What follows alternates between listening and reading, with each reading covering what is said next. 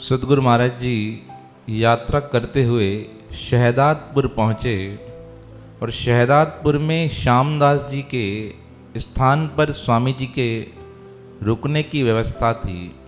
रात को सत्संग हुआ और स्वामी जी ने बड़ा ही सुंदर भक्ति का भजन गाया कि परमात्मा किस प्रकार अपने भक्तों का मान बढ़ाते हैं, सम्मान बढ़ाते हैं। तुम हो भगवन दीन दयाला, राम राम राम। काट करम अब करु निहाला, तुम हो भगवन दीन दयाला राम। काट करम अब करो निहाला। सैना तारा सदन कसाई, नामे की तुम धेनु जिवाई। दान द्रौपदा क्या तुझ दीना, शर्म सभा में तुम रख लीना। गनिका जामिल पाप कमाया, कर्म कटे तह मुक्त कराया।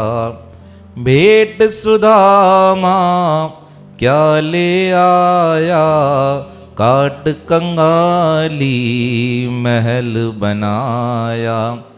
आदि जुग जुग आकर स्वामी, तारे पापी क्रोधी कामी। मेरी भी हरि विनय सुनीजे, कहिटे निज दर्शन दीजे। तुम हो भगवन दीन दयाला, काट करम अब करो निहाला। तुम हो भगवन दीन दयाला। कहा प्रभु आप दीन दयालु हो। सैना तार दिया, सदना कसाई तार दिया, नामदेव के लिए गाय को जीवित कर दिया। एक मुगल बादशाह थे, उन्होंने कहा नामदेव जी को परीक्षा दो। कहा कैसी परीक्षा? कहा दिखाओ तुम में शक्ति है।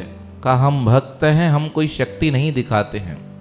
कहते हैं उसी समय नामदेव जी के समक्ष उस मुगल बादशाह ने गाय का वध कर दिया।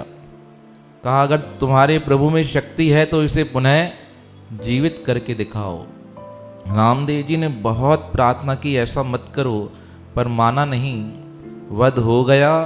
अब नामदेव जी ने पुकार की प्रभु को, प्रभु रक्षा कीजिए, आपके नाम पर बात आई है। बहुत देर तक परमात्मा ने सुनी नहीं। फिर नामदेव जी स्वयं मरने को तैयार हो गए। कहा मेरे समक्ष गौ माता का वध हुआ है, अब मुझे जीने का अधिकार नहीं है।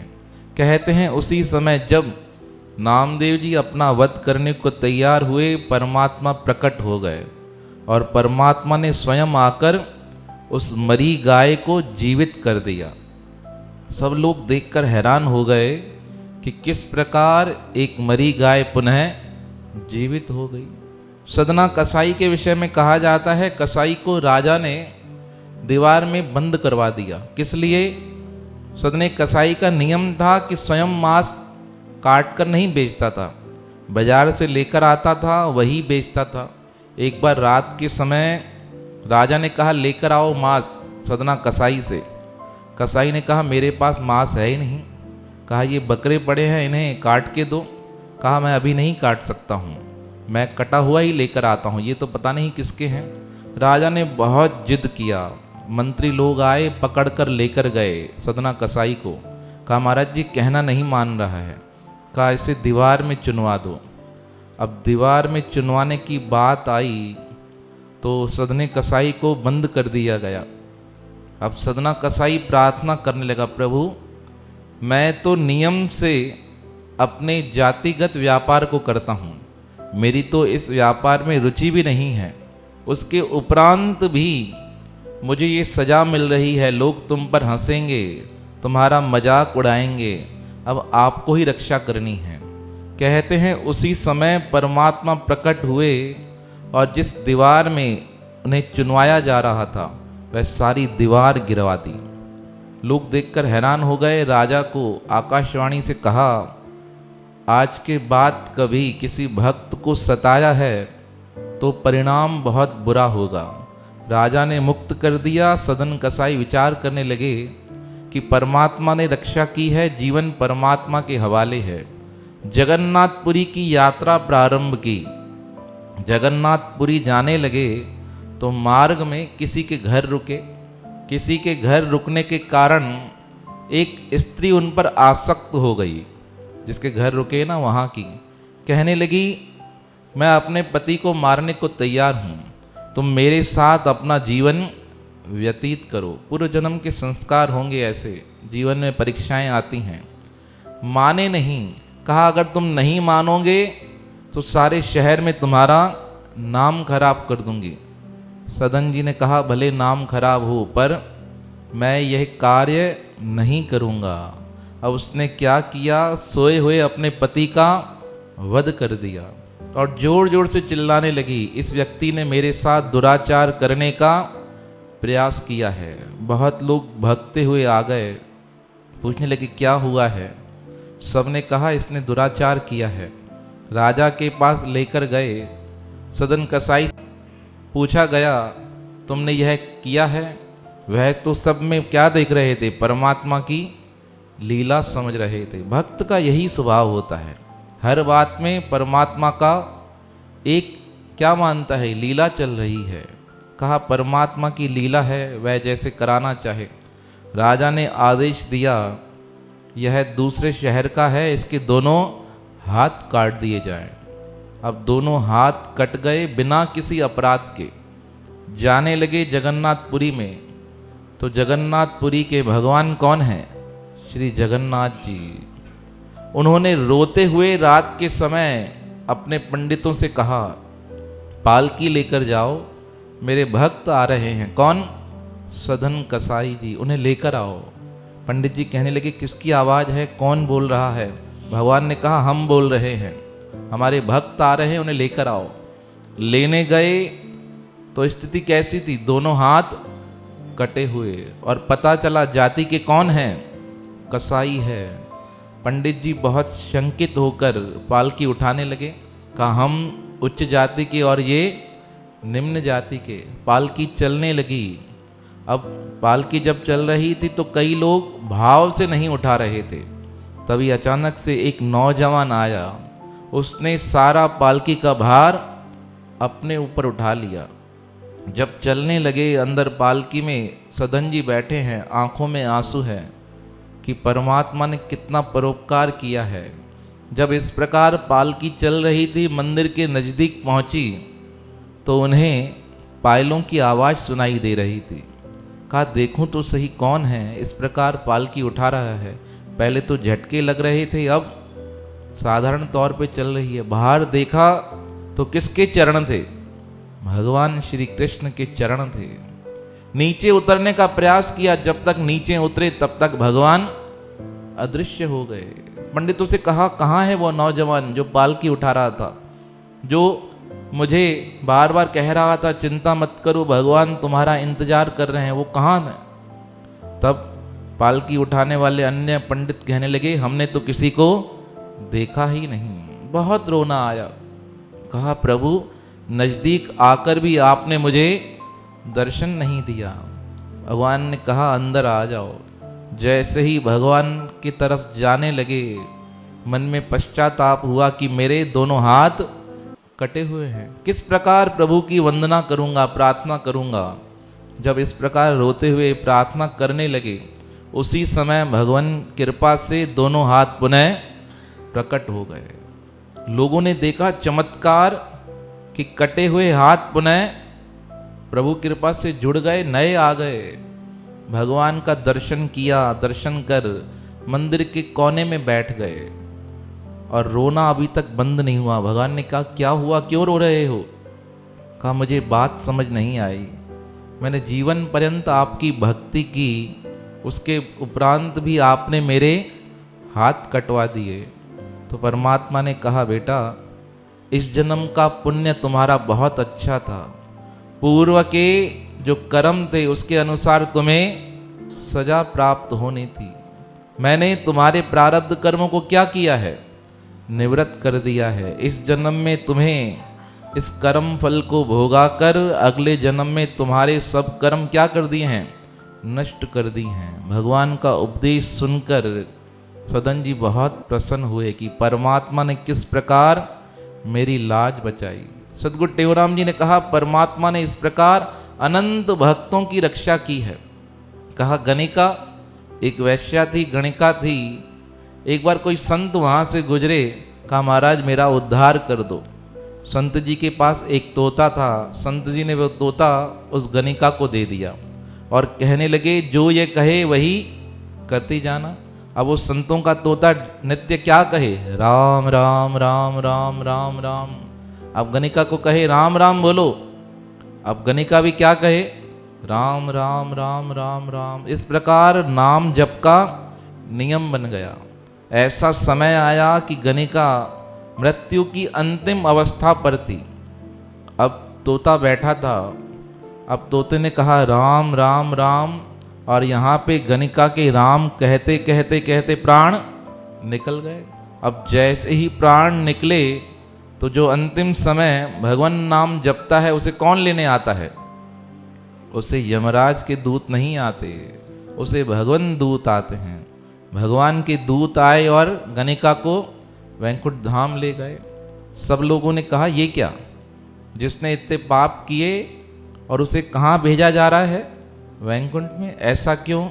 भगवान ने कहा इन्होंने संतों का संग किया और संतों की कृपा से क्या प्राप्त हुआ, इसे साथी प्राप्त हुआ जो क्या कर रहा था, निरंतर नाम का जप करा रहा था। उसके प्रभाव से इसके सारे कर्म कट गए, यह मेरे वैकुंठ की निवासी बन गई। सदगुरु महाराज ने कहा ऐसे ऐसे भक्तों को आपने कहाँ लगा दिया, अपने चरणों में बिठा दिया। अजामिल जिसने संपूर्ण जन्म में पाप किए उसे भी आपने पार लगा दिया। सिर्फ एक बार तो जपा था, और जब अजामिल ने अंतिम समय भगवान नाम लिया तो आपको नहीं बुलाया, किसे बुलाया था, अपने बेटे को।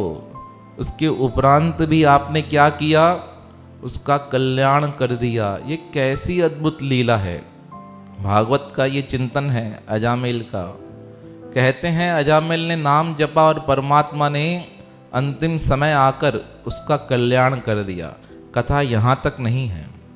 कहते हैं अंतिम अवस्था पर जब अजामिल जी थे, नाम निकला, तब देवदूत भी आ गए और यमदूत भी आ गए। दोनों के मध्य झगड़ा हुआ। देवदूत कहने लगे हम लेकर जाएंगे। अब वो लेकर पहुँचे, हिसाब किताब होने लगा तो कहा अभी उम्र शेष है, इन्हें वापस कहाँ भेज दिया जाए, धरती पर। जैसे धरती पर पहुँचे, सब कुछ त्याग कर कहाँ चले गए, बद्री का आश्रम।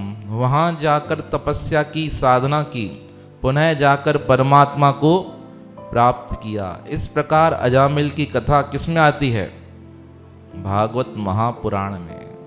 सदगुरु महाराज ने कहा महाराज और क्या कहें, सुदामा तो कुछ लेकर ही नहीं आया था, सिर्फ चावल लेकर आया था पुराने। आपने चावल खाकर क्या कर दिया, 2 मुट्ठी चावल खाकर उसे तीनों लोकों का राज दे दिया।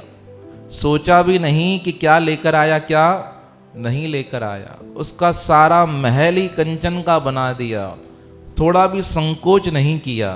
कहा ऐसे बहुत से पापी कामी आपकी शरण में आए, आपने सबका कल्याण कर दिया। कहा द्रौपदा की लाज बचाई, क्यों, उसने कोई विशेष काम किया था क्या? कहा नहीं, सिर्फ आपसे प्रेम किया था। क्या कहती थी कि मेरा तो कौन है, श्री कृष्ण है, जिसने हर समय मेरी लाज बचाई है, रक्षा की है। और द्रौपदा के जीवन में अनेक प्रसंग आते हैं महाभारत के अनुसार। जब जब उन्हें आवश्यकता पड़ी, परमात्मा ने आकर क्या बचाई, रक्षा की, लाज बचाई। दुर्वासा ऋषि जी आ गए, कहने लगे हम 10,000 संत हैं, भोजन कराओ। अब जो अक्षय पात्र था द्रौपदी जी के पास, उसकी खासियत थी जब तक द्रौपदी भोजन ना कर ले तब तक तो भोजन निकलता था, लेकिन जैसे ही द्रौपदी भोजन कर लेती थी फिर भोजन मिलना समाप्त हो जाता था। अब 10,000 संत अचानक आ गए, द्रौपदी जी ने भोजन कर लिया था, अब भोजन की व्यवस्था कैसे हो। और दुर्वासा ऋषि जी बहुत क्रोधी, साधारण नहीं, बहुत क्रोध करने वाले। अब कहकर चले गए, युधिष्ठिर जी को बोला क्या करना है। कहा कोई व्यवस्था हो ही नहीं पाएगी। कहा ठीक है मैं करके आती हूँ। अब प्रार्थना की भगवान को, और द्वारका में भगवान, जंगल में कौन, उनके भक्त। द्रौपदी ने प्रार्थना की प्रभु आइए, लाज बचाइए, अन्यथा श्राप मिलेगा, 5 पांडव मारे जाएंगे। अब भगवान ने प्रार्थना स्वीकार की, परमात्मा प्रकट हो गए। कहाँ पर, उस घनघोर जंगल में। द्रौपदी से आकर कहते हैं मुझे भूख लगी है, भोजन खिलाओ। द्रौपदी ने कहा पहले ही 10,000 संत आए हुए हैं, उनको खिला नहीं पा रहे हैं, और ऊपर से आप और आए हो। आपको बुलाया था रक्षा करने के लिए, और आप किस लिए आए हो, भोजन खाने। यही तो दिक्कत थी, अगर यही होता तो आपको बुलाने की आवश्यकता पड़ती नहीं। कहा मुझे भूख लगी है, आप खिलाओ। अब द्रौपदी ने कहा क्या लेकर आऊं। कहा वो अक्षय पात्र है ना जिसमें से भोजन निकलता है, वो लेकर आओ। कहा उसमें कुछ है ही नहीं। कहा लेकर तो आओ। अब वो लेकर आई। भगवान ने सारा मटका देख लिया, अक्षय पात्र देख लिया, कुछ भी नहीं दिखा।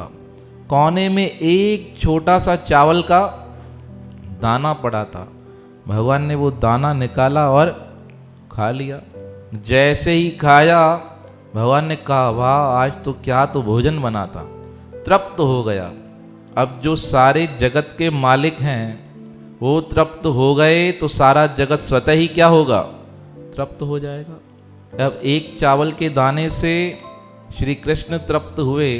वहाँ जंगल में जो ऋषि थे ना 10,000 दुर्वासा के साथ, वो सब कहने लगे महाराज पता नहीं ऐसा लग रहा है पेट हमारा भरा भरा हुआ है। कहा क्यों। युधिष्ठिर को बोला है भोजन खाने आएंगे, बना के रखा होगा। कहा महाराज हम तो नहीं खा पाएंगे, आप थोड़ा सा भी खिलाएंगे तो क्या हो जाएगी, उल्टी हो जाएगी, ऐसे नहीं तबीयत बिगड़ जाए। कहा अब उसको बोल रखा है। कहा महाराज शांति से यहाँ से निकल चलो।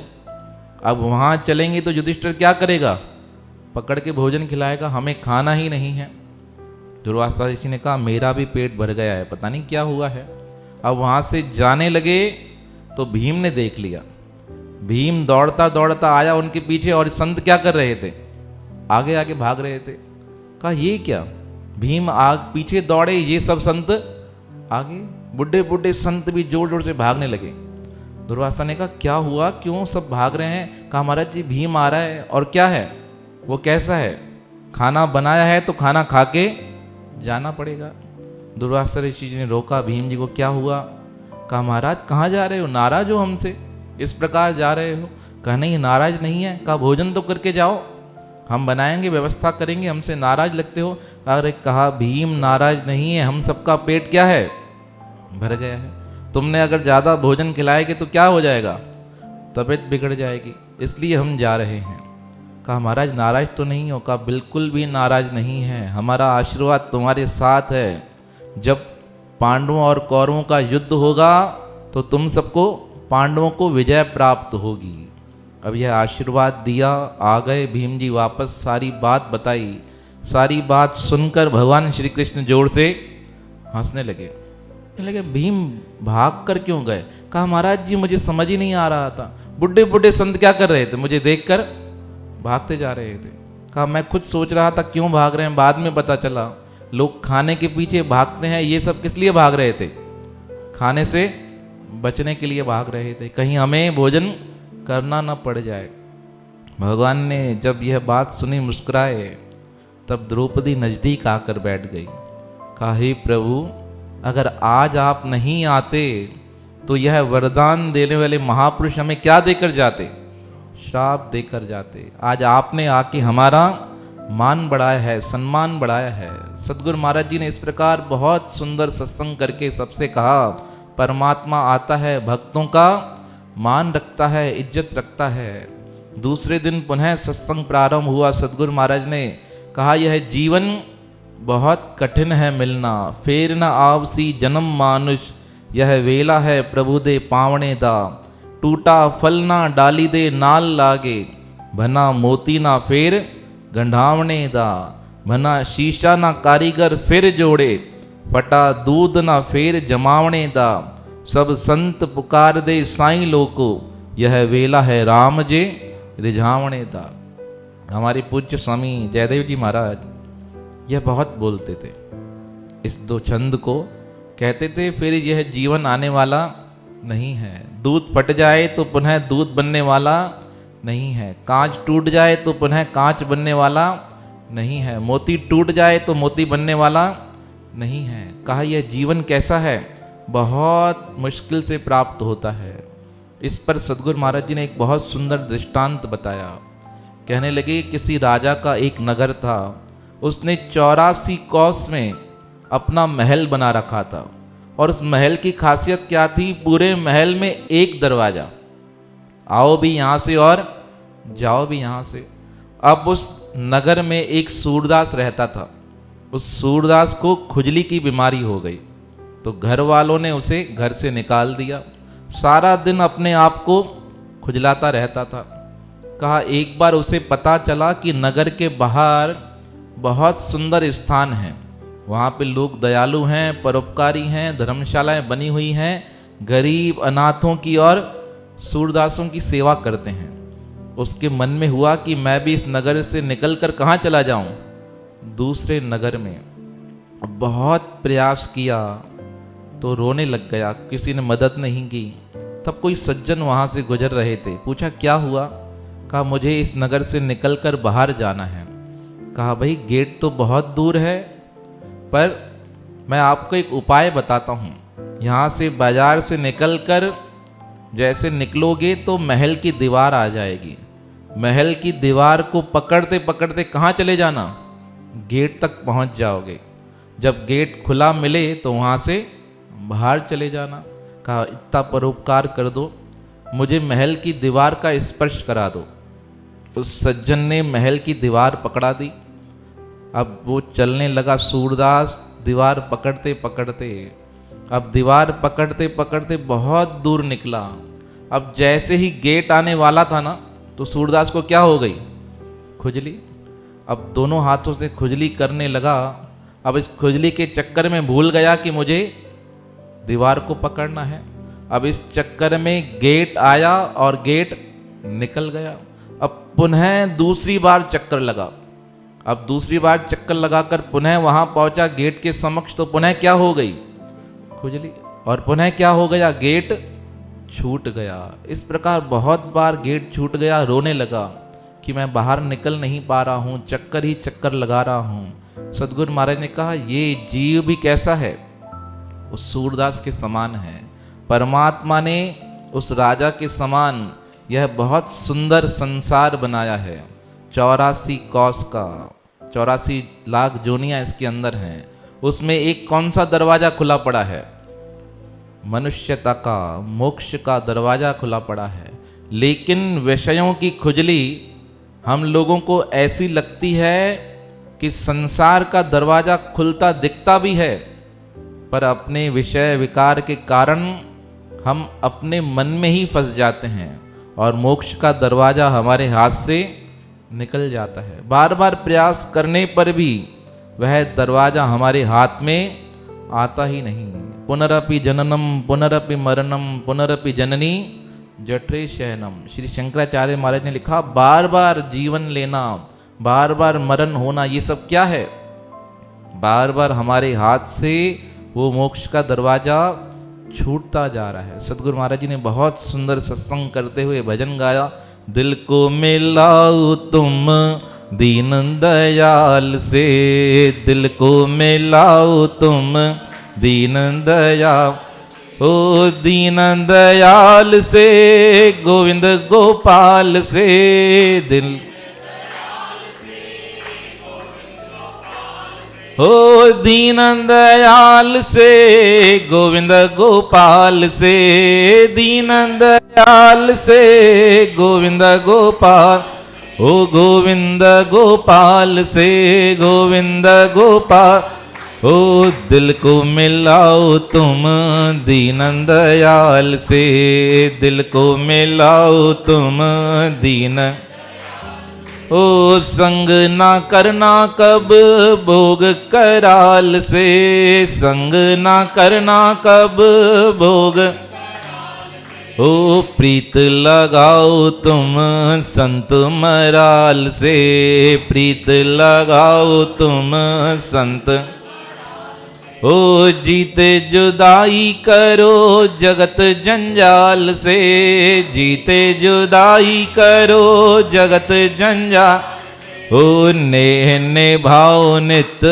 हरि प्रतिपाल से, नेह निभाओ नित हरि प्रति, ओ जीत करो जन मन बैताल से, जीत करो जन मन बैताल से, सहज समाओ निज स्वरूप विशाल से, सहज समाओ तुम स्वरूप विशाल, कहता टेहूँ तोड़ो लेखा जम काल से, कहता टेहूँ तोड़ो लेखा जम काल से, ओ लेखा जम काल से, हाँ लेखा जम, ओ विरति लगाओ तुम ब्रह्म अकाल से, विरति लगाओ तुम ब्रह्म अकाल से, दिल को मिलाओ तुम दीन दयाल से, दिल को मिलाओ तुम दीन दयाल से। कहा अपनी विरति को दीन दयाल प्रभु से जोड़ लो। स्वामी सर्वानंद महाराज जी यह भजन गाते थे स्वामी जी की कैसेट में, और बहुत सुंदर मधुर आवाज़ में। स्वामी जी की तो बात ही क्या कहें। सदगुरु स्वामी टेऊराम महाराज जी के तो भजन सुनने को मिलते हैं, उनकी आवाज़ रिकॉर्ड नहीं है, पर सुनने वाले कहते हैं स्वामी सर्वानंद महाराज जी के बारे में कि यही आवाज़ किसकी है, सदगुरु स्वामी टेऊराम महाराज जी की। इतना भाव और प्रेम से स्वामी जी गाते थे। रात्रि का सत्संग समाप्त हुआ, दूसरे दिन पुनः सत्संग प्रारंभ हुआ। रात को स्वामी जी ने गुरु महिमा की। कहा गुरु के बिना जीव का निस्तारा होने वाला नहीं है। जे सब चंदा उगहीं सूरज चढ़े हजार, एते चानन होंदिया गुरु बिन घोर अंधार। 360 वेदांत मत संशय बहु प्रकार, गुरु बिन नर जाने नहीं सूक्ष्म ब्रह्म विचार। का हजारों चंदा उग जाएं, पर जब तक गुरु के ज्ञान का प्रकाश नहीं होता, मोक्ष का मार्ग नहीं मिलता। का वेदांत उपनिषद जितने भी हैं ये सब ज्ञान से भरे हुए हैं, लेकिन ज्ञान जीवन में उतरता कब है, जब किसी योग्य गुरु की सन्निधि हमें प्राप्त हो जाए। कहा समुद्र में बहुत सा जल पड़ा है पर पीने योग्य नहीं है। अब वही जल आकाश में जाकर बादलों से होकर पुनः आता है तो क्या हो जाता है, पीने योग्य बन जाता है। कहा शास्त्रों में ज्ञान बहुत है पर व्यक्ति हजम नहीं कर पाएगा, लेकिन गुरु की कृपा से, गुरु के सन्निधि से जो ज्ञान है वह बरसात के जल के समान पीने योग्य बन जाता है। और जब गुरु की कृपा से प्राप्त होता है तो वह हमारे मन की तप्त को, हमारे मन की प्यास को शांत कर देता है। इस प्रकार सदगुरु महाराज जी ने गुरु जी की महिमा कहते हुए कहा, पढ़े के न बैठे पास, अक्षर न बाँच सके, बिन ही पढ़े ते कैसे आवत है फारसी।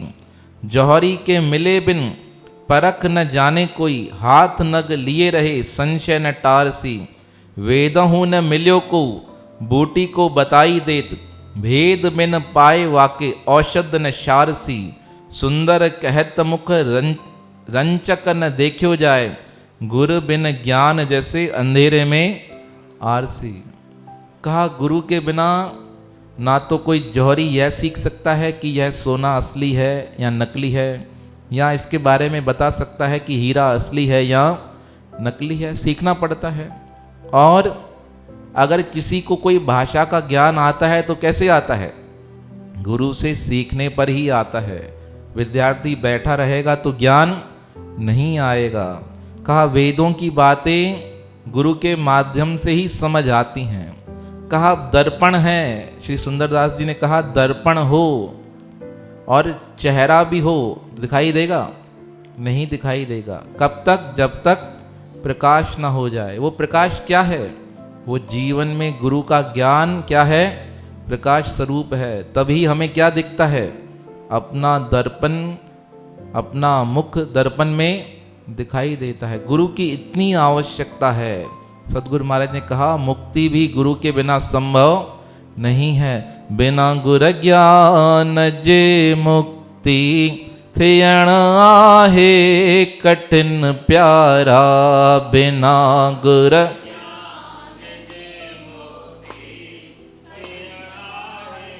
कठिन प्यार हो। बिना सूरज जिए ऊंधे, बिना सूरज जिए ऊंधे मिटण आहे कठिन प्यारा।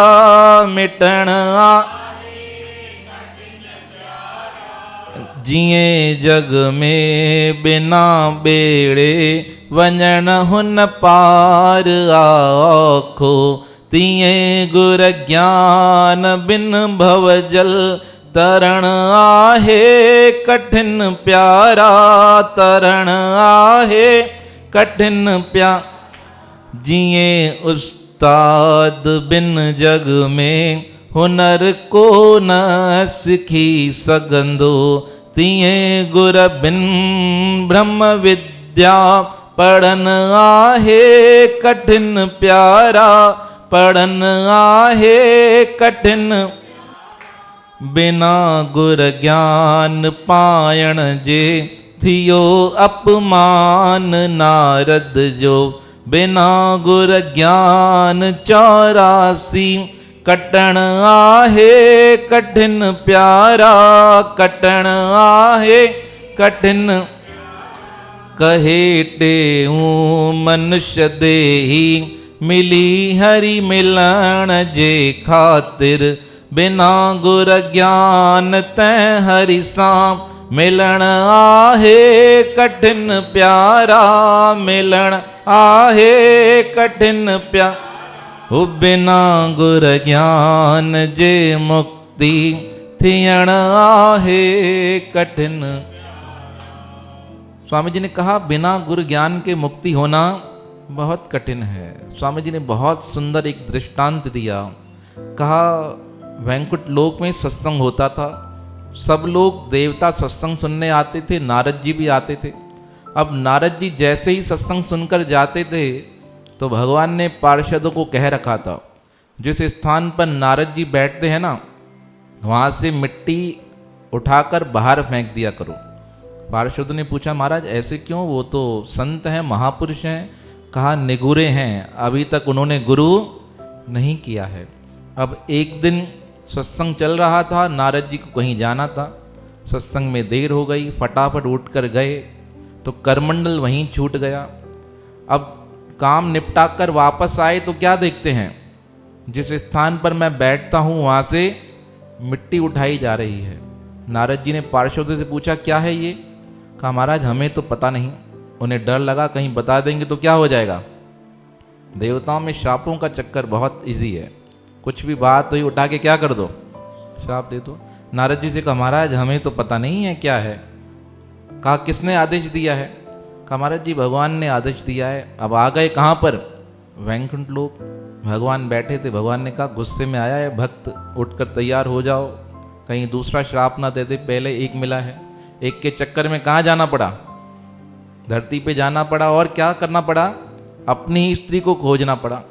अब उठकर तैयार होकर बैठ गए। कहा प्रभु कैसे आना हुआ? कहा महाराज एक बात तो बताओ, आप तो बड़े सत्संगी हो, सत्संग मत्संग करते हो, एक बात बताओ, मैं वापस गया तो जिस स्थान पर मैं बैठा था वहाँ से क्या उठ रही थी? मिट्टी उठा रहे थे। अरे कहा महाराज कोई हो गई बात। कहा मैंने पूछा पार्षदों से क्यों उठा रहे हो? कहा उन्होंने कहा पूरे 2 साल से ये काम हो रहा है, आप जहाँ बैठते हो वहाँ से मिट्टी उठा ली जाती है। भगवान ने कहा पार्षदों ने काम क्या कर दिया है? खराब कर दिया, अब क्या बोलूँ। कहा बताओ क्या कारण है। कहा कोई बात नहीं ऐसी। कहा बतानी पड़ेगी। कहा महाराज आपने गुरु नहीं बनाया ना, दीक्षा नहीं ली, तो जहाँ निगुरा बैठता है वहाँ जगह क्या हो जाती है, अपवित्र हो जाती है, इसलिए हटाना पड़ता है। तो भगवान से कहा आपने बताया ही नहीं, आप बताते तो हम क्या करते, गुरु बना लेते। भगवान ने कहा आप इतने ज्ञानी हो, मैं आपको कहूँ गुरु बनाओ, कहीं आपको गुस्सा ना आ जाए, इसलिए मैंने आपको बताया ही नहीं। कहा महाराज ये तो घर की बात है, आप बताते तो सही, कम से कम गुरु बनाना आवश्यक है। भगवान मिलने के बाद भी गुरु का होना बहुत आवश्यक है। आप भक्तमाल पढ़ेंगे ना, ज्ञानदेव जी का और एक कुंभार जी का, नामदेव जी का चरित्र बहुत सुंदर आपको मिलेगा। किस प्रकार नामदेव जी, ज्ञानदेव जी की बहन है ना, सब भक्तों के माथे पर क्या करती है, बजा के देखती है। अब सारे बड़े बड़े भक्त, एकनाथ जी, नामदेव जी, ज्ञानदेव जी और भी कितने संत बैठे थे, सबका माथा ठकठकाया तो सबके माथे में क्या थी, परमात्मा के नाम की आवाज आ रही थी। जैसे ही नामदेव के सर पे टकटक किया तो ज्ञानदेव जी की बहन बोलती है, मुक्ताबाई, महाराज ये कच्चा घड़ा है। क्या है? अरे नामदेव जी कहते 56 बार मैंने भगवान के दर्शन किया और मुझे क्या कह रही है, कच्चा घड़ा। बहुत दुख हुआ, रात को आए भगवान के पास, कहा महाराज जी सारी सभा में मुझे क्या कहा गया है, कच्चा घड़ा। कारण? कहा बेटा तुमने दर्शन तो कर लिए पर अभी तक गुरु नहीं किया है, गुरु के बिना मुक्ति बहुत कठिन है। उसके उपरांत उन्होंने गुरु जी किया। अब नारद जी ने कहा महाराज बता देते। कहा भी बता रहे हैं। कहा महाराज ये भी बता दो किसको गुरु करें। कहा कल प्रातःकाल जो सबसे पहले मिल जाए, तुम्हें दिखाई दे, उसे क्या करना, अपना गुरु बना देना। अब नारद जी दूसरे दिन उठे, प्रातःकाल निकल रहे थे जंगल की तरफ से, तो एक व्याध दिख गया। व्याध कौन? जो मछलियां पकड़ता है। जाल बिछा दिया उसने। अब नारद जी ने कहा, भगवान ने क्या कहा है, जो सबसे पहले मिले उसे गुरु बना देना। अब व्याध को देखकर आए उसके पास, कहा महाराज जी आप मेरे गुरु बन जाओ। अरे व्याध ने कहा महाराज क्या कर रहे हो, आप तो देव ऋषि नारद हो, सबका कल्याण करने वाले, मैं आपका कल्याण क्या करूंगा। कहा नहीं आप मेरे गुरु बन जाओ। कहा महाराज जी मैं नहीं बन सकता। कहा गुरु तो बनना ही पड़ेगा, दीक्षा दो। कहा क्या दीक्षा दूं? कहा जो तुम्हारा मंत्र हो ना वही दीक्षा दो। तब व्याध कहने लगा महाराज जी मेरा मंत्र तो एक ही है, चुप। क्या मंत्र है? क्या इसका अर्थ? कहा मैं यहाँ शिकार करने आता हूँ मछलियों का, तो सब चीजें क्या करता हूँ, चुप शांत कर देता हूँ। अगर थोड़ी सी भी हलचल होती है तो मछलियाँ क्या करती हैं, भग जाती हैं। अगर आपको चाहिए तो यही मंत्र है, चुप करके बैठ जाओ। कहा कुछ तो बात करूं। कहा मौन है, मौन है, मौन है, बोलते जाओ, मौन में रहो, यही मंत्र है। अब दीक्षा मिल गई। आ गए प्रसन्न होकर भगवान विष्णु के पास। कहा महाराज जी दीक्षा मिल गई। कहा अरे वाह बहुत अच्छी बात है। कहा गुरु कौन है? कहा एक व्याध है। क्या कहा? भगवान ने कहा अपराध कर दिया, गुरु को क्या बोल दिया। गुरु तो भगवत स्वरूप होता है, गुरु ब्रह्मा गुरु विष्णु गुरुदेवो महेश्वरा, गुरु साक्षात परब्रह्म तस्मै श्री गुरुवे नमः। कहा नारद जी व्याध बोल दिया, शिकारी बोल दिया। कहा महाराज अब? कहा अपराध पड़ेगा, गुरु की निंदा करने का अपराध क्या है, नरकों में जाना पड़ता है।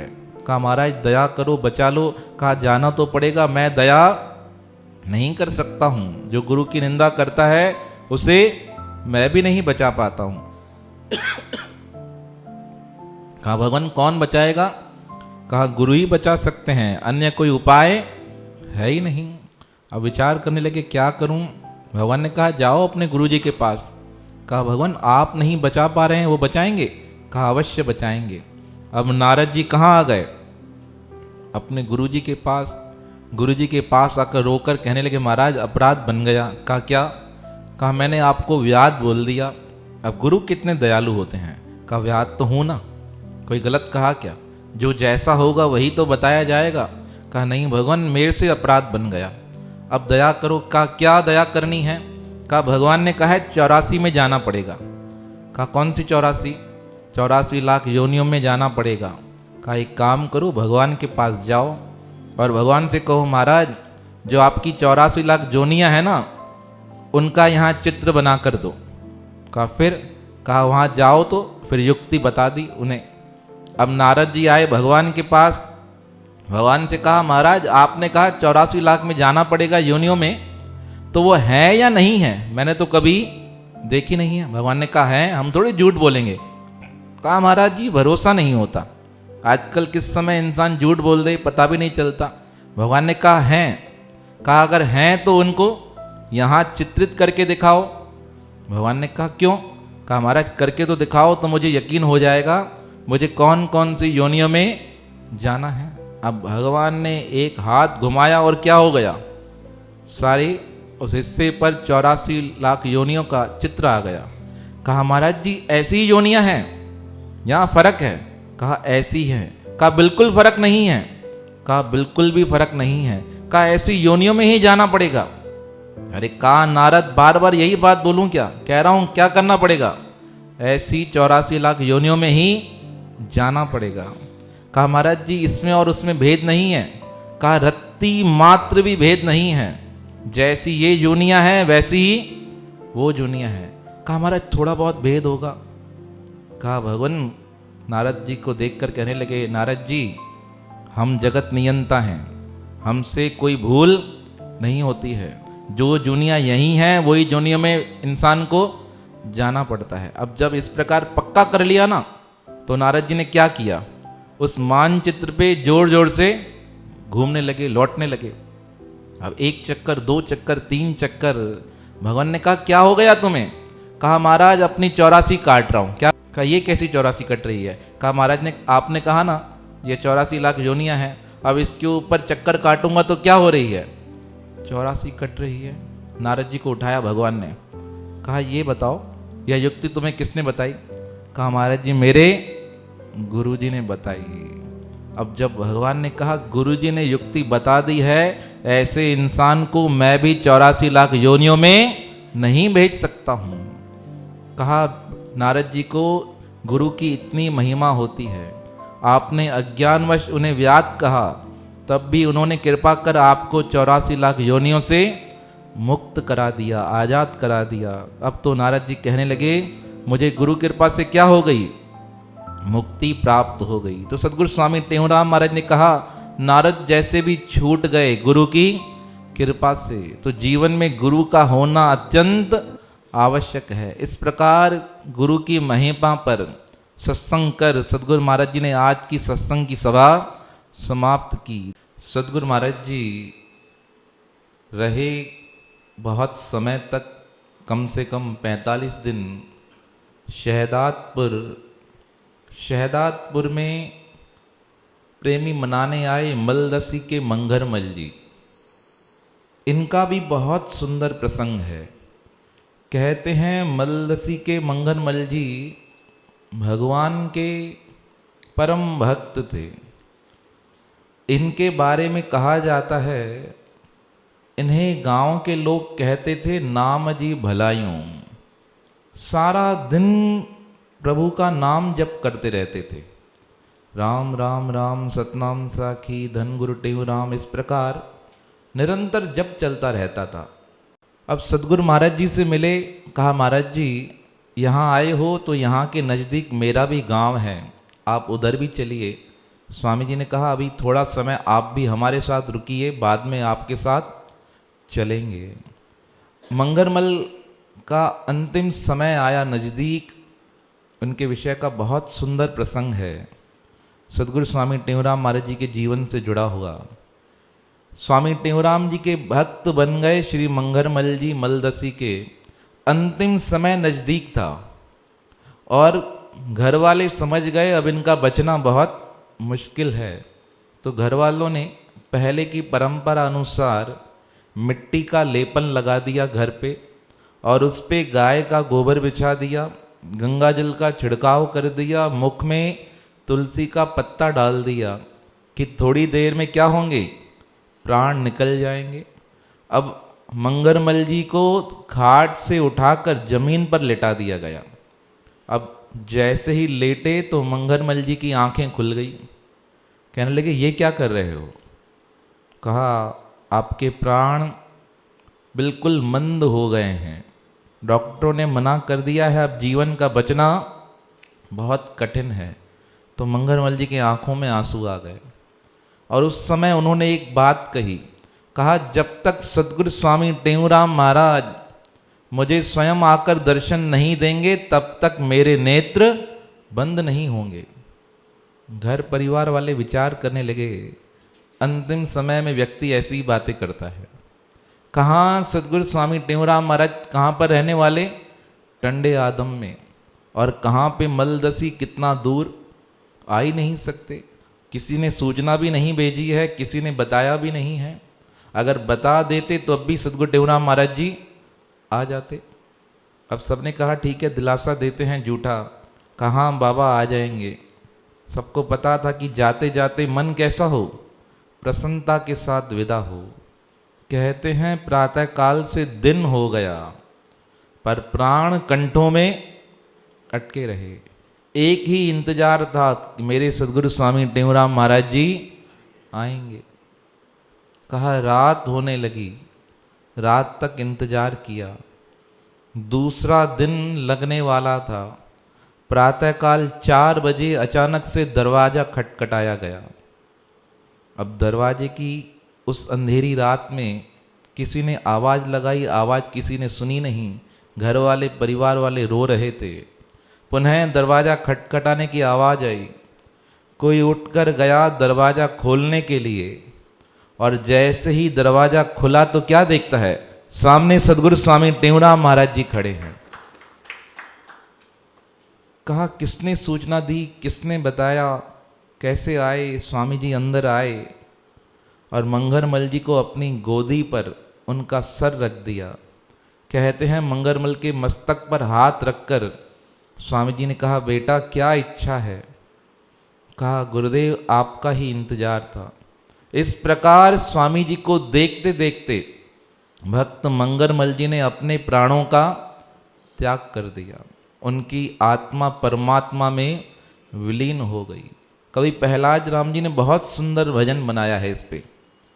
मल दसिए जे मंगन भगत लाए, मायटन लेपो पातो हो, चई साईं जे दर्शन द्वारा हेठ तवा किए लातो हो।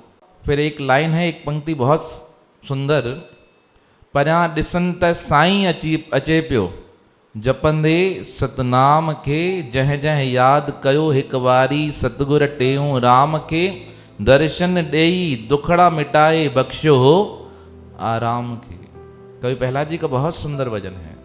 कहा मलदसी के भगत भगत ने याद किया मंगरमल जी ने और सतगुरु स्वामी टेऊराम महाराज जी प्रकट हो गए। तो ये थे मंगरमल जी।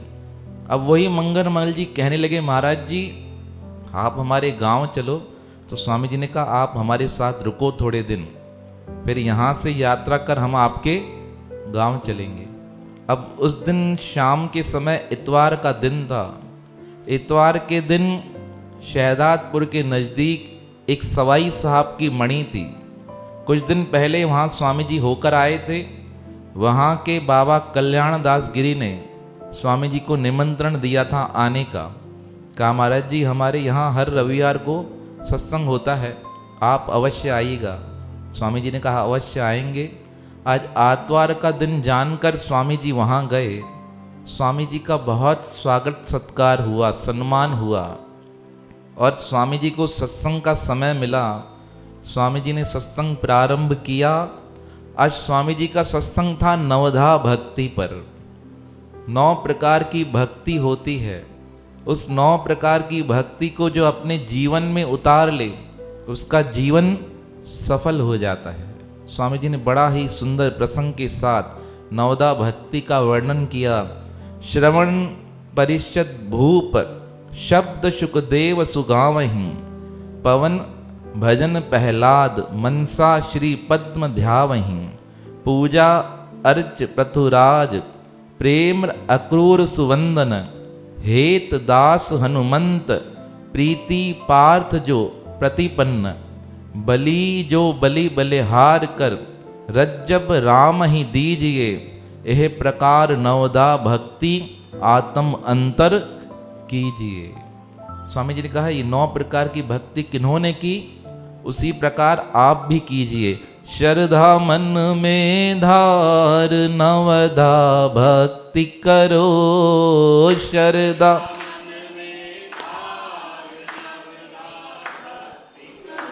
ओ श्रवण भक्ति परीक्षत कीनी श्रवण भक्ति परीक्षत कीनी कीर्तन में शुक की मति बीनी कीर्तन में शुक की मति बीनी त्यों तुम कर सद्वार नवधा भक्ति करो त्यों तुम कर सद्वार नवधा भक्ति ओ सुमरन भक्त प्रहलाद ने किया सुमरन भक्त प्रहलाद ने की पद सेवन लक्ष्मी चित दिया पद सेवन लक्ष्मी चित दी त्यों तुम करो उदार नवधा भक्ति करो त्यों तुम करो उदार नवधा भक्ति अर्चन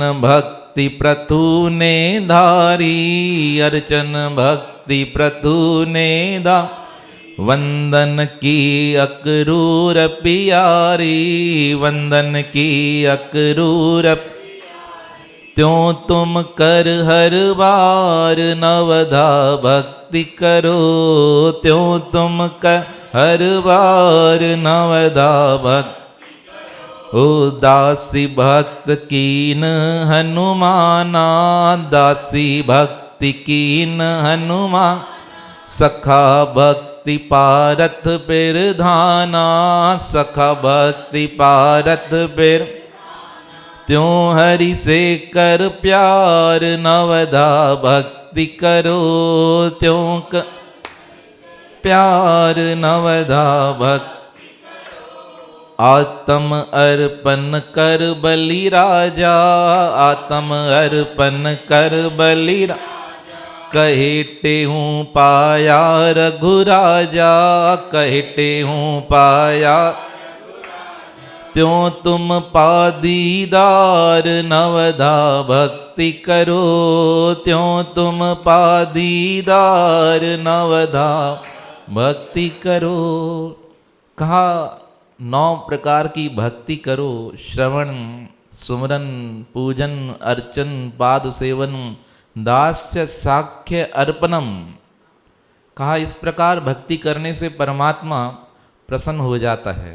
स्वामी जी ने बहुत सुंदर एक दृष्टांत बताया कहा सुनने से ही जिस प्रकार परिचित मुक्त हो गए ना अगर कोई ढंग से सुने तो उसका क्या फल है मुक्ति मिल जाती है। आप श्री रामचरित्र मानस पढ़ेंगे ना उसका जहाँ जहाँ कांड समाप्त होते हैं ना जैसे ही कांड समाप्त होते हैं उसकी फल श्रुति होती है ना फल क्या है उसके फल से पहले आता है कि जो जो यह रामचरित्र मानस सुनेगा उसका कल्याण हो जाएगा जो करेगा उसका होगा या नहीं होगा पता नहीं है पर जो सुनेगा उसका कल्याण पक्का हो जाएगा। भागवत में भी ऐसे है आप श्रद्धा भाव से भागवत सुनो आपका कल्याण हो जाएगा। सुनने वाले का कल्याण पहले होता है किस लिए कि श्रवण भक्ति है श्रवण के द्वारा भक्ति की जाती है। अब सद्गुरु स्वामी टेऊराम महाराज ने बहुत सुंदर प्रसंग बताया कहा एक महात्मा जी थे वो महात्मा जी गए यात्रा पर उनका शिष्य उनके साथ था। अब महात्मा जी का नाम था बंदी छोड़। अब चेला और गुरु गए चेले को कहा गुरुजी ने बेटा जाओ भिक्षा लेकर आओ। अब चेला भिक्षा लेने गया शहर में बोला बंदी छोड़ महाराज की जय। कहा ये कौन से गुरुजी आए हैं बंदी छोड़ महाराज। भक्त निकले भोजन दिया। अब चेले का नियम था 2 घर से भोजन लेकर आता था उससे अधिक नहीं भाई गुरुजी और मेरा भोजन हो जाए। इस प्रकार 3-4 दिन रोज जाए शहर में जाकर आवाज लगाए बंदी छोड़ भगवान की जय। लोग भोजन देते और आ जाता। एक दिन शिष्य निकला अनंत प्रकाश नाम था उसका आनंद प्रकाश भक्त का नाम था। निकला कहा बंदी छोड़ भगवान की जय। एक घर में एक तोता बैठा था। तोते ने कहा अरे कौन है जो बंदी छोड़ है। अब इसने शिष्य ने देखा कौन बोल रहा है, किसकी आवाज़ है। कहा अंदर आ जाओ, अंदर, मैं अंदर हूँ। अब अंदर गए, कहा कहाँ पर हो। कहा इस पिंजरे में हूँ। अब पिंजरे को देखकर हैरान हो गए, तो पिंजरे में कौन है? एक तोता बैठा है। कहा आपने आवाज़ लगाई? कहा हाँ मैंने आवाज़ लगाई। कहा आप कैसे बोल लेते हो? कहा मैं किसी योग्य ज्ञानी के संपर्क में रहा, पर किसी कारणवश अब पिंजरे में आ गया हूँ, पर मुझे उस व्यक्ति ने बोलना सिखा दिया था। आप देखेंगे ना तोते बोलते हैं। अभी कुछ समय पहले एक न्यूज़ चैनल में आया था, बेंगलोर में एक पार्क है, वहाँ पर रंग बिरंगे तोते हैं। वो तोते जैसा आप कहेंगे वैसा ही आपको बोलकर दिखाएंगे। तो एक पत्रकार थी, बहुत विख्यात है, वहाँ पहुँची और उसने तोतों से बात की। बाकायदा वो तोते उसको जवाब दे रहे थे, बात कर रहे थे। देखो किसी किसी में ये खासियत होती है। अब उस तोते में भी यही खासियत थी, बात कर रहा था। तो कहने लगा तोता, ये आप किसकी जय मना रहे हो? कहा मेरे गुरुजी हैं। कहा क्या करते हैं? कहा बंधनों से मुक्त कर देते हैं। कहा यार मैं भी बंधन में हूँ, पिंजरे में फंसा हुआ हूँ, मुझे मुक्त करेंगे? कहा जैसे बोलो। कहा गुरुजी से उपाय पूछ लेना, अगर गुरुजी आपके उपाय बताएं, कुछ युक्ति बताएं तो मुझे आकर बताना, मैं भी बंधन से मुक्त हो जाऊंगा। शिष्य ने कहा ठीक है। बहुत सीधा साधा था, बहुत भोला था। जीवन चरित्र में स्वामी जी ने लिखा है। अब घर आया, पहुंचा गुरुजी के पास, भोजन रखा, गुरुजी को भोजन खिला रहा था। अभी रखा ही था, गुरुजी से कहा महाराज जी एक बहुत बड़ा चमत्कार हुआ। कहा क्या हुआ? कहा महाराज जी एक तोता मिला और बिल्कुल इंसानी तौर पर बात करता था। अब गुरुजी ने सोचा ये तो बहुत बड़ी बात है। कहा क्या बोला? कहा महाराज जी मुझे बोल रहा था मैं बंधन से मुक्त कैसे हो सकता हूँ, गुरुजी से पूछना। अब इतना बोला ही था कि गुरुजी क्या होने लगे, घबराहट में आ गए। ऐसे होने लगा कि प्राण कंठ से निकल रहे हैं, बहुत जोर से तड़पने लगे। तड़पते तड़पते ऐसे जमीन पर गिर गए। जमीन पर जैसे गिरे उनकी आंखें ऊपर उठ गई। आंखें ऊपर उठी, डर गया शिष्य। कहा क्या हो रहा है? जोर से पानी का छींटा लगाया। पानी का छींटा लगाया, आंखें खुली, इधर उधर देखा, पुनः क्या हुआ? पुनः गिर गए। ऐसा लगा कि मौत हो गई, मृत्यु आ गई। शिष्य डर गया। कहा पता नहीं क्या सवाल पूछ लिया मैंने, जो गुरुजी अचानक से इस प्रकार बीमार होकर मृत्यु को प्राप्त हो गए। बहुत जोर से रोया, आधा घंटा रोता रहा, फिर छींटा लगाया, फिर गुरुजी होश में आए। फिर थोड़ी देर बाद छींटा लगाता रहा, गुरुजी को होश आया। और गुरुजी जैसे होश में आए कहने लगे बेटा वो बताओ क्या बता रहे थे? तोते ने कहा महाराज जी क्षमा करो, आधा सवाल पूछा था, इसमें क्या हो गया? आपकी तबीयत बिगड़ गई। कहा बताओ बताओ क्या पूछ रहा था? कहा नहीं महाराज मुझे कुछ भी पूछना है ही नहीं। अरे कहा बेटा उससे जवाब। कहा नहीं महाराज जी कुछ भी नहीं पूछना है, आप स्वस्थ रहें यही सबसे अच्छा है। अब भोजन किया गुरुजी ने। भोजन खाने के बाद दोनों आराम करने गए, सत्संग हुआ। प्रातःकाल फिर दिन उदित हुआ। पुनः शिष्य निकला भिक्षा लेने के लिए। कहा बंदी छोड़ भगवान की जय। तोते ने आवाज लगाई अरे भक्तराज आ गए, गुरुजी से मिलकर आए, पूछ कर आए मेरे बंधन छूटने का उपाय। अंदर गया, कहा पूछ कर आया। कहा क्या बोला? कहा तुम तो बहुत खतरनाक तोते हो। क्यों क्या हुआ? कहा तुम्हारी बात निकलते ही मेरे गुरुजी के क्या हो गए? प्राण निकलने लगे, ऐसे लगा कि मृत्यु हो जाएगी। तो तोता पूछता है हुआ क्या? कहा तुम्हारी बात बता ही रहा था कि अचानक मेरे गुरुजी को मूर्छा आने लगी, प्राण कंठ में अटक गए, शरीर तड़पने लगा, आंखें नीचे ऊपर हो गई, फिर पानी के छींटे लगाए, फिर होश में आए, फिर जैसे तैसे उठे, फिर वापस क्या हुआ? बेहोश होकर गिर गए। कहा ये अजीब है। अब तोते ने सारी बात सुन ली। अब भिक्षा लेकर अनंत प्रकाश जी वहाँ से बाहर आए।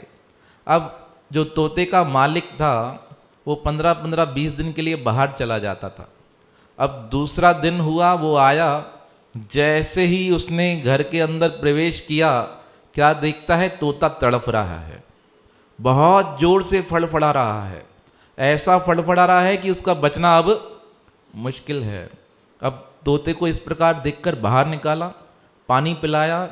पानी पीते ही जैसे ही मुख में पानी गया, तोता बहुत जोर से तड़पने लगा, पंख जोर जोर से फैला दिए, आंखें ऊपर की और सीधा जमीन पर गिर गया।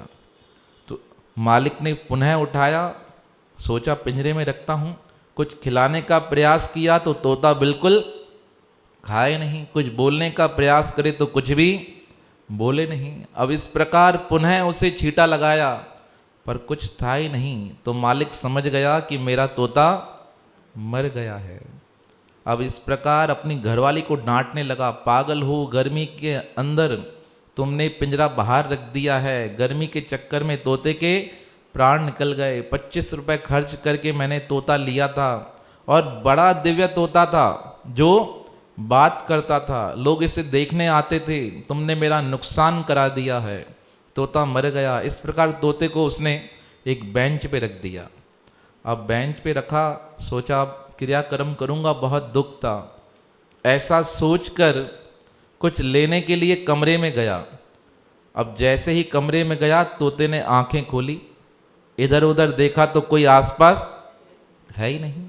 अब किसी को नहीं देखकर तोते ने पंखों को सेट किया और सीधा आकाश में उड़ गया, और घर से बाहर आकर क्या कहने लगा, बंदी छोड़ भगवान की। अब तोते का मालिक देखे, अभी इसको होश नहीं था, अभी क्या बोल रहा है, बंदी छोड़ महाराज की जय। कहा कौन है बंदी छोड़, अपनी घरवाली से पूछा। कहा मुझे तो पता नहीं। तभी घर के बाहर से शिष्य की आवाज आई, बंदी छोड़ भगवान की। कहा पक्का इसकी कारस्तानी होगी, इसने ही कुछ किया होगा, तभी तोता भागा है। वो गया, उस शिष्य को पकड़ा, कहा कल तुमने बात की थी मेरे तोते से, और आज भी तुमने बात की है, इस चक्कर में मेरा तोता ये बहाना करके घर से भाग गया है। अरे कहा मैंने कुछ नहीं कहा। नहीं, तुम्हें 25 रुपये भरने पड़ेंगे, दंड देना पड़ेगा, तुम्हारे कारण मेरा तोता भाग गया है। कुछ समझ ही नहीं पा रहा था। आनंद ने कहा भाई मैंने कुछ भी नहीं किया। लोग इकट्ठे हो गए, लोगों ने कहा बेचारा संत है, इसकी क्या गलती, इसने तोते से बात की, इसने थोड़ी तोते को कुछ सिखाया, इसने तो गुरु का मैसेज कहाँ दे दिया, तोते को। अब तोते ने जो किया उसकी करनी तोता जाने, इसे क्या पता। इस प्रकार उसे मुक्त कर दिया। अनंत प्रकाश गुरु जी के पास आया, कहने लगा महाराज जी मुझे तो समझ ही नहीं आया, आपने क्या किया और तोते ने क्या किया, और वो मुक्त हो गया। तब गुरुजी मुस्कुराते हुए कहने लगे, अरे भक्त तुम बहुत सरल हो। कहा कल मैंने युक्ति बताई, मेरी युक्ति जाकर तुमने किसे बता दी, तोते को, और तोता उस युक्ति को समझ गया और बंधन से मुक्त हो गया। जब गुरुजी ने ये बात कही ना, तो शिष्य को रोना आ गया। कहा महाराज जी मैं इतने वर्षों से आपके साथ हूँ और बंधन से मुक्त नहीं हो सका। उसने एक बार सुना और आपकी बात सुनते ही बंधनों से क्या हो गया, मुक्त हो गया। तब गुरुजी कहने लगे बेटा सुनना अलग बात है, पर सुनकर अपने जीवन में जो उतारता है ना, वही बंधनों से मुक्त हो जाता है। अब अनंत प्रकाश ने कहा महाराज जी आपकी हर बात का मैं मनन करूंगा। तो सदगुरु स्वामी टेऊराम महाराज जी ने इस प्रकार श्रवण भक्ति का बहुत सुंदर वर्णन करते हुए कहा, जिस प्रकार वह तोता बंदी छोड़ भगवान की जय करते हुए मुक्त हो गया, उसी प्रकार जिन्होंने भक्ति की श्रवण, वो परीक्षित जी थे। कीर्तन भक्ति सुखदेव जी ने किए, जहाँ जाते सुखदेव जी कीर्तन भक्ति करते हैं, नारद जी को देखते क्या करते हैं, नारायण नारायण नारायण नारायण नारायण भज मन नारायण नारायण नारायण नारायण नारायण। कहा सुखदेव जी नारद जी कीर्तन भक्ति करते हैं, और प्रहलाद जी सुमरन भक्ति। सुमरन क्या होता है? याद करना, प्रभु आइए, प्रभु आइए। और पाद सेवनम, भगवान के पैरों की सेवा कौन करता है? लक्ष्मी जी। जो सच्चे भाव से विग्रह का पूजन अर्चन करता है ना, उसके पास लक्ष्मी की कमी नहीं आती है। इसलिए हमारे शास्त्रों में चरणामृत का बहुत महात्म्य है। चरणामृत क्या होता है? चरणों की अर्चन करने के बाद उनका जो जल छिड़काव किया जाता है, अगर वह जल का छिड़काव पूरे घर में किया जाए तो घर में धन की कमी नहीं आती है। लक्ष्मी माता कमी नहीं रखेगी, कह के मेरे पतिदेव की सेवा करते हैं, मैं यहाँ पर प्रसन्न हूँ। तो पाद सेवन किसने किया? लक्ष्मी जी ने। और पूजन निरंतर भगवान के समक्ष बैठ के पूजन करते रहे। राजा पृथु, जिनका चरित्र किस में आता है? भागवत में। वंदन, हे प्रभु दया करो, आपके समान कोई नहीं है। अब वंदन क्या था? कहते हैं जब कंस ने अक्रूर जी को भेजा ना भगवान कृष्ण को लाने के लिए, तब अक्रूर जी रथ पर नहीं गए थे। कैसे गए थे? पैदल गए थे। और दंडवत करते करते, यहाँ प्रणाम करते, फिर उठते, फिर प्रणाम करते, फिर उठते, फिर प्रणाम करते। दंडवत। दंडवत का अर्थ होता है जिसका डंडा गिरता है ना, उसी प्रकार शरीर समर्पित हो, जमीन पर गिर जाए। देखो बहुत लोग पूछते हैं भाई प्रणाम करना चाहिए या नहीं करना चाहिए। देखो माताओं के लिए नियम है, उन्हें दंडवत करने का अधिकार नहीं है। वो दूर से ही मनों में प्रणाम करें किसी को भी। अगर भगवान की मूर्ति है उसके समक्ष भी दंडवत नहीं, अर्ध दंडवत करके प्रणाम कर सकते हैं। बाकायदा उनको पूरा फल मिलेगा। और पुरुष के विषय में कहा जाता है अगर पुरुष मंदिर में जाए तो उसे दंडवत करना ही चाहिए। अगर नहीं करेगा तो फल उसे नहीं मिलेगा। बहुतों के मन में शंका होती है कौन करे कौन नहीं करे। पुरुष को करना ही चाहिए, क्योंकि झुकने से पुरुषत्व बढ़ता है और माताओं के झुकने से मातृत्व घटता है। ये शास्त्रों की बातें हैं। तो अब दंडवत किसने किया?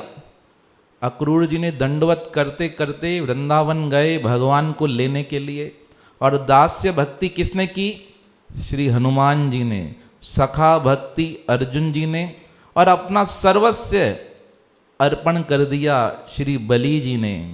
इस प्रकार सद्गुरु महाराज जी ने नवदा भक्ति के प्रारूप बताए। अब वहाँ से सत्संग समाप्त कर 45 दिन तक सद्गुरु महाराज जी कहाँ रहे? शहदादपुर। अब शहदादपुर की यात्रा कर सद्गुरु महाराज जी आ गए मल्लसी श्री मंगरमल जी के पास। वहाँ पर बहुत स्वागत सत्कार हुआ। स्वामी जी ने सत्संग करते हुए कहा, प्रेम वणिज ना कर सके, चले न नाम की गैल, मानुष केरी खालड़ी, ओढ़ फिरे जो बैल। कहा प्रेम प्यार जिसके जीवन में है नहीं, नाम जप करता नहीं है, उसका जीवन कैसा है? बैल के समान। जिस प्रकार बैल के शरीर पर चमड़ी होती है ना मोटी, उसी प्रकार जिसके अंदर प्रेम नहीं है, भक्ति का भाव नहीं है, समझो उस व्यक्ति ने बैल के समान मोटी चमड़ी ओढ़ रखी है। वो किसी भी काम का नहीं है, एक ही जगह घूम घूम कर अपने जीवन को समाप्त कर लेगा। वहाँ स्वामी जी ने बहुत सुंदर प्रसंग बताया। कहा यह लोक और परलोक बनाना है। कहा एक राज्य था, उस राज्य का नियम था हर 3 साल बाद वहाँ राजा बदल दिया जाता था। अब एक बार राजा बदला गया और जो राजा बदला जाता था उसे जंगल में छोड़ देते थे कि शिकारी और जंगली हिंसक जानवर उस राजा को खाकर समाप्त कर दें। अब उसी नियमानुसार एक राजा को जंगल में छोड़ आए। दूसरे दिन राजा की खोज हुई, एक व्यक्ति उस महल में आया था। अब नियम के अनुसार उसे ही क्या बना दिया गया? राजा। पर वो बहुत विद्वान था। 1 साल व्यतीत हुआ, सोचने लगा कि 2 साल बाद मुझे कहाँ छोड़ाएंगे? जंगल में। दूसरे दिन उठते ही मंत्रियों को बुलाकर कहा, बताओ तो सही कहाँ फेंक कर आते हो राजाओं को? कहा महाराज जी जंगल है घनघोर। कहा चलेंगे चक्कर लगाने। दूसरे दिन सेना तैयार हो गई, सबको लेकर गए कहाँ? उस घनघोर जंगल में। नदी का किनारा पार कर दूसरे किनारे जाना पड़ता था। राजा ने कहा ये तो बहुत खूंखार जंगल है। कहा महाराज बहुत खूंखार है, यहाँ जो 3 साल राज करता है उसे कहाँ फेंक कर आते हैं? यहीं छोड़ कर आते हैं। राजा ने कहा और कहीं तो नहीं छोड़ते ना? कहा नहीं महाराज, शुरू से नियम है, इसी जंगल में छोड़ते हैं। राजा ने कहा कल यहाँ पे कारीगरों को बुला दो और जंगल कटवा कर यहाँ महल बनाना चालू करो। कहा महाराज जी क्या? कहाँ आदेश है हमारा, हम राजा है ना, हमारा आदेश तुमको मानना पड़ेगा। अब मानचित्र बनाए गए, कारीगर बुलाए गए, बड़े बड़े इंजीनियर आ गए। 3-4 दिन बाद वहाँ काम होना चालू हो गया। 7-8 महीने में वहाँ महल बनकर तैयार हो गया। राजा ने कहा ढिंडोरा पिटवा दो कि कल महल का क्या है? उद्घाटन है। अब राजा ने उद्घाटन का ढिंडोरा पिटवाया, सबसे कहा जो वहाँ चलकर रहेगा उसे पैसे भी दिए जाएंगे और मकान भी फ्री दिया जाएगा। बहुत लोग प्रसन्न हो गए। कहा हमारे पास घर नहीं है और क्या मिल रहा है? पूरे नए राज्य में घर मिल रहा है। राजा आया, 6 महीने वहाँ रुका। अब 6 महीने तक पुराने राज्य में मंत्री कार्य संभाल रहे थे। 6 महीने बाद राजा रानियों के साथ पुनः अपने पुराने महल लौट आया। इस प्रकार आखिरी का 1 साल, 6 महीना नए राज्य में रहे, 6 महीना पुराने। करते करते राज करते करते 4 साल हो गए। अब राजा ने एक दिन सभा बुलाकर कहा भाई आपका नियम था 3 साल बाद क्या करते थे? राजा को कहाँ छोड़कर आते थे? जंगल में। कहा मुझे 4 साल हो गए हैं, छोड़कर आओ। तो सारे मंत्री हंसने लगे। कहा क्यों, क्या हुआ? कहा महाराज जी जिस जंगल में छोड़कर आते थे उस जंगल को आपने क्या कर दिया है? मंगल कर दिया है। अब कहाँ छोड़कर आए? कहा छोड़कर आओ। कहा महाराज जी यह भी राज्य आपका है और वह राज्य भी आपका है। तब सदगुरु टेहूराम महाराज जी बहुत सुंदर कहते थे यह जीव भी उस राजा के समान है। उस जिस प्रकार उस राजा को मौका मिला ना राजा बनने का, उसी प्रकार हम मनुष्यों को भी जीवन मिला है, मौका मिला है क्या करने का? राज्य करने का। पर बहुत लोग आगे का विचार नहीं करते हैं। लेकिन जो समझदार होते हैं वो इस जीवन में अपना क्या करते हैं? राज्य बना देते हैं। जिस प्रकार उस राजा ने धर्मपुर राज्य बना दिया ना, उसी प्रकार जो धर्म करते करते 3 साल का अर्थ है 3 अवस्था। कौन कौन सी? बालापन, युवा अवस्था और वृद्धा अवस्था। कहा ये 3 साल मिले हैं, 3 अवस्थाएं मिली हैं। 3 अवस्था में जो अपना आगे का लोक बना देता है उसका जीवन सफल हो जाता है। इस प्रकार सदगुरु महाराज जी ने बहुत सुंदर प्रसंग करके कहा प्रत्येक व्यक्ति को अपना जीवन सफल बनाना चाहिए। 5 दिन सदगुरु महाराज जी मलदसी रहे। फिर वहाँ से भक्त टहलराम जी थे वहाँ के रहने वाले, उनके साथ बाकर गांव आए। बाकर गांव में सदगुरु महाराज ने मनुष्य तन के ऊपर बहुत सुंदर प्रसंग किया। बड़े भाग मनुष्य तन पावा, बड़े भाग मनुष्य तन पावा, सुर दुर्लभ सद ग्रंथन गावा, सुर दुर्लभ सद ग्रंथन गावा। भई प्रापत मानुख दे हरिया, गोविंद मिलन की ये तेरी बरिया, और काज तेरे कितई न काम, मिल साध संगत भज केवल नाम, मिल साध संगत भज केवल नाम। स्वामी जी ने गुरु नानक साहब का ये शब्द कहा बहुत भाग्य से ये मनुष्य जन्म मिला है। यह मनुष्य जन्म ही मोक्ष का मार्ग है। इसमें ही भक्ति के द्वारा मोक्ष को पाया जा सकता है। कहा अन्य कोई उपाय नहीं है भगवान को जानने का, अपने स्वरूप को पहचानने का।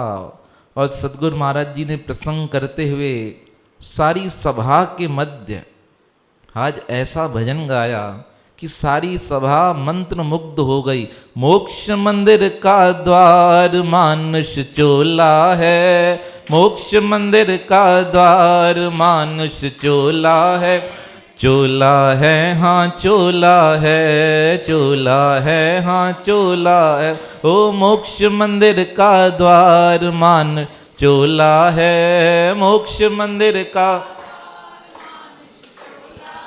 जो न 84 से अधिकाई, मानुष देह भगत को भाई,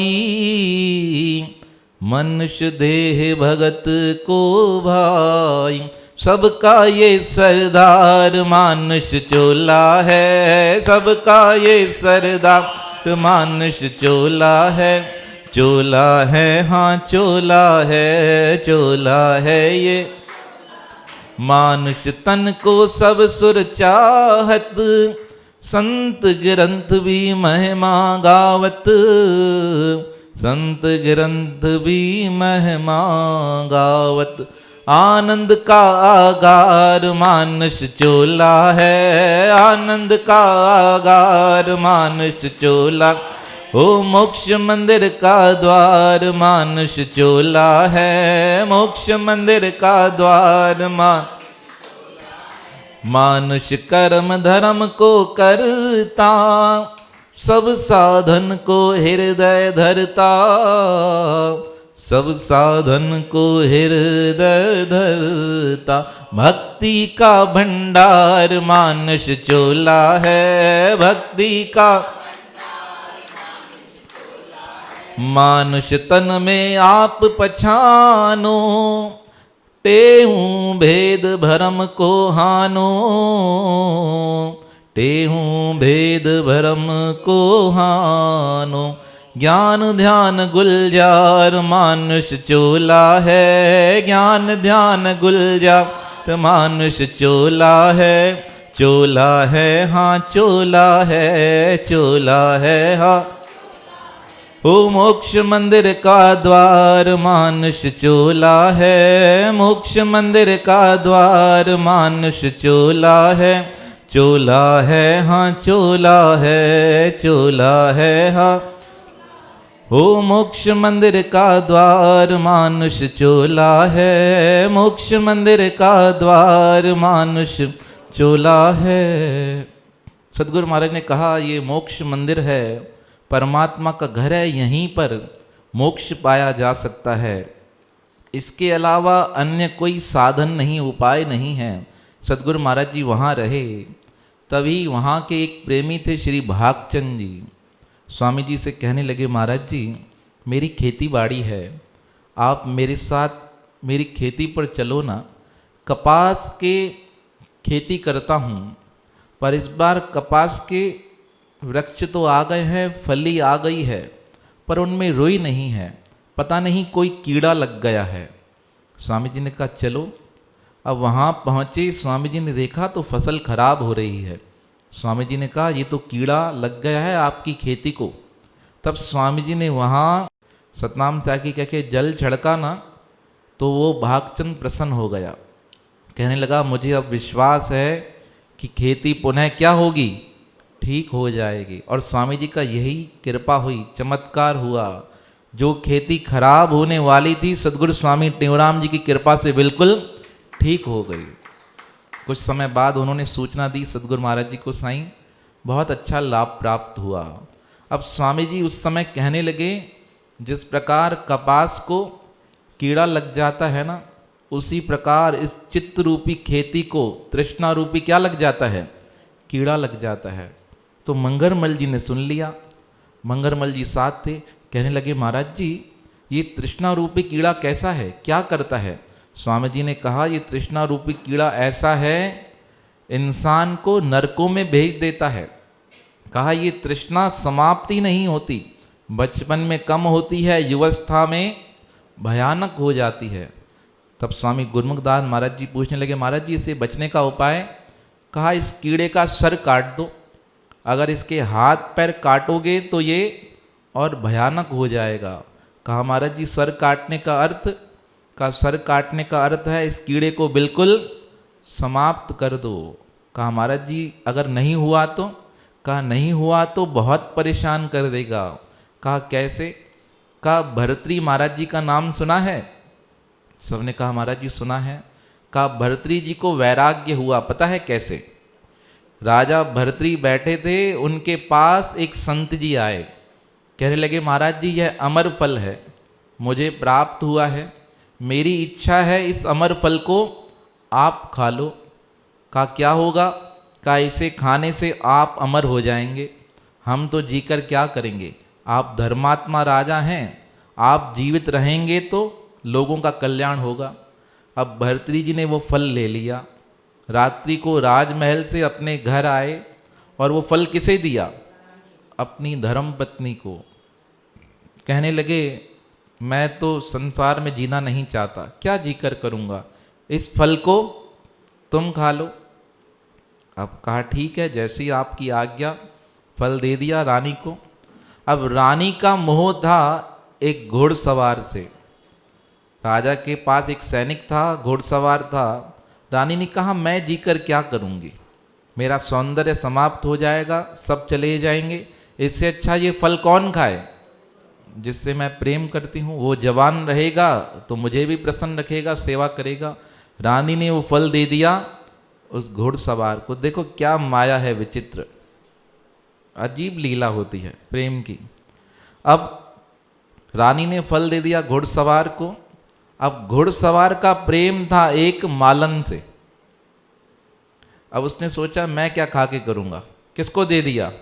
मालन को। कहा मालन खाएगी, कम से कम मेरी सेवा करेगी, मुझे संतुष्ट रखेगी। मालन के पास फल आ गया।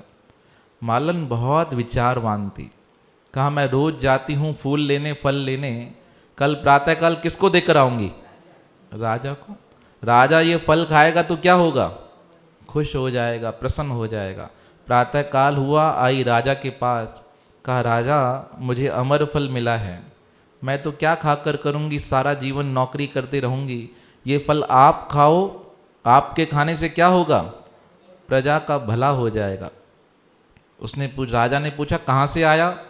कहा महाराज जी बस प्राप्त हो गया। कहा सच बताओ कहाँ से आया? तो उसने क्या कहा? कहाँ से मिला? मेरे प्रेमी से मिला। उस प्रेमी को बुलाया गया, उससे पूछा कहाँ से मिला? भयभीत हो गया, क्या बताए कि तुम्हारी घरवाली ने दिया है। बहुत डराने के बाद उसने क्या कहा, किसने दिया है? रानी ने दिया है। अब रानी से पूछा क्यों दिया?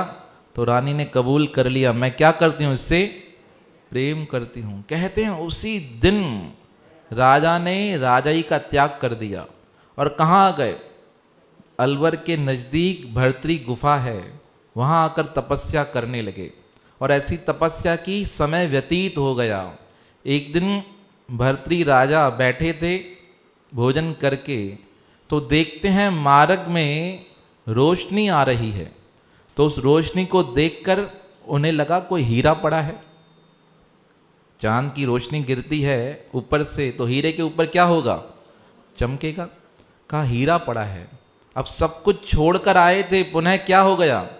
मन में जागृति हो गई, एक हीरा संभाल के रखें, कभी जंगल में कोई होता है, कभी कोई नहीं होता है, तो हीरा क्या करेगा? काम आएगा। ऐसा सोचकर वह उठे, जमीन के नीचे हाथ डाला, सोचा क्या है? हीरा है। हीरा उठाने के लिए जैसे ही हाथ डाला तो हाथ खराब हो गया। हीरा नहीं था, क्या था? किसी ने पान खाकर थूक दिया था। अब पान खाकर थूकने के चक्कर में थूक कैसी थी? लाल। और कैसा दिखाई देने लगा कि हीरा पड़ा है। भर्तृ महाराज ने हाथ लगाया, हाथ खराब था, अपने आप को धिक्कारने लगे। रतन जड़ित मंदर तजो, तजो सखिन को साथ, धिकमन धोके लाल के पड़ो पीक में हाथ। अपने आप को धिक्कारने लगे। कहा इतना सब कुछ छोड़कर आ गया और किस में आसक्ति हुई? एक हीरे में। और कौन से हीरे में? जहां हीरा था ही नहीं, क्या पड़ा था? पीक। तब भर्तृ महाराज जी के शब्द निकल आए, भोगा न भोक्ता वयमेव भोक्ता, तपो न तपता वयमेव तपता, कालो न याता वयमेव याता, तृष्णा न जीर्णा वयमेव जीर्णा। कहा मुझे लगता था मैं भोगों को भोग रहा हूँ, भोग मुझे भोग गए। मैं सोचता था तृष्णा को पूरा कर रहा हूँ, पर इस तृष्णा ने मुझे ही पूरा कर दिया। स्वामी जी ने कहा, अपने आप को भर्तृ समझाने लगे, कहा तृष्णा का कीड़ा बहुत बड़ा है। तन वृद्ध भये तन वृद्ध भई भोग इच्छा, मन में तो भोगन की कोट मन रति है।